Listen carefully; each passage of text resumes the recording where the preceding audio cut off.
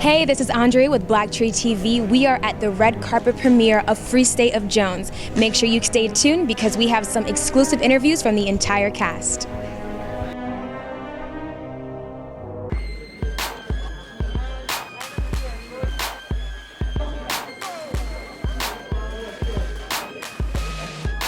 And the narrative of Free State of Jones, and even we have films or shows such as Underground and Roots, how important do you think those narratives are in 2016?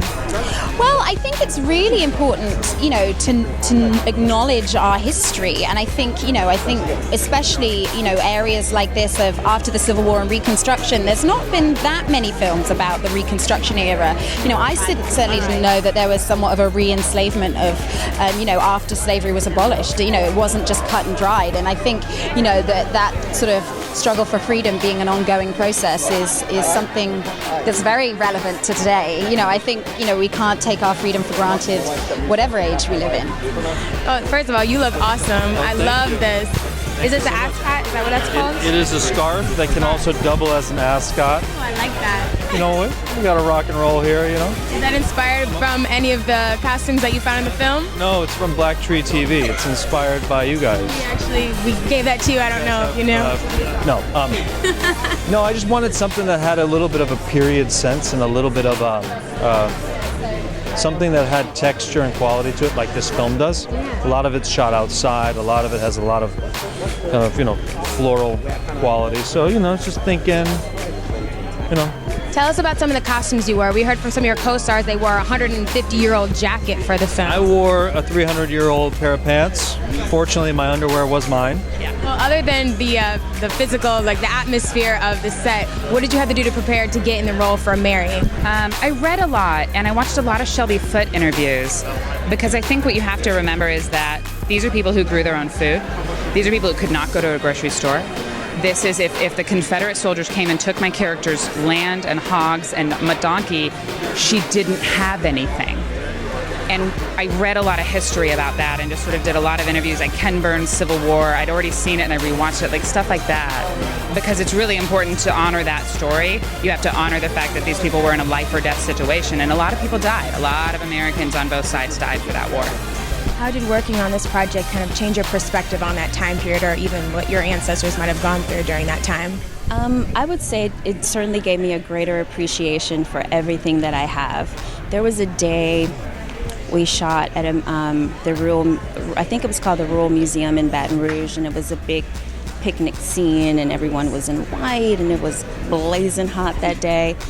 And I don't know if it was intentional or if it just worked out this way, but it was about an 18-hour day, and all of the white cast members were under canopies. They sat in chairs the whole day. Even their holding areas had air conditioning. The black actors were on our feet the whole day. We were not under canopies, and our holding area did not have air conditioning. And I was like, did somebody do this on purpose, or is this how it worked out? But at the end of that day, when the adrenaline sort of wore off, I could barely walk. Wow. Back to the van that then took us back to base camp where our trailers were. And it was a moment, it's gonna make me cry, where I thought, well, at least I had something on my feet. They weren't the greatest support, but what about that Matilda that had to serve that breakfast or that lunch barefoot on that same rocky terrain? And it was days before my feet were actually back to normal, but she wouldn't have even had that option of going home to an Epsom salt bath or whatever it is we do to, work out soreness. So nothing was taken for granted. Even the gnats, the mosquitoes, everything became a part of the world, and we used it, obviously. That sweat is real. There's no makeup spray there, it's real.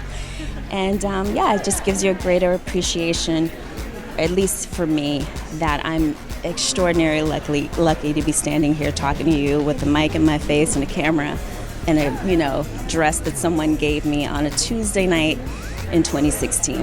Yeah.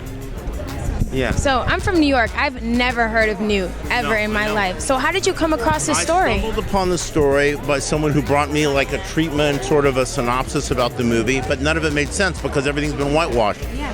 Right? So I had to do years and years of research just to get underneath it into the depth of what this was and to understand that what Reconstruction really was, what Southern Unionism was, that there was dissent within the Confederacy. Confederacy wasn't unanimous. I had to do all that work to even like get a handle on it. And it was 3 years of work before I ever even wrote the script. Yeah, I went back to school. Wow. Literally, enrolled. And I'm sure it wasn't an easy process going around, because I know there's Confederates in the South to this day that are very adamant about the history that's being told. How was it kind of circumventing the people that were creating blocks for you while you were trying to unravel the story? Well, you know, I found the right people down there. You know, when you're making a movie like this, it's very anti-Confederate. It's never totally comfortable. But I also found a lot of people that were very sympathetic, a lot of really progressive people. Hopefully there's a new generation coming. You know, look, they took down the flag at Ole Miss. The flag's down, okay? It's gone. And hopefully they'll get rid of the flag completely, you know? And if they fix their LGBTQ issues, then, you know, then maybe they'll be making a step in the right direction. Yeah.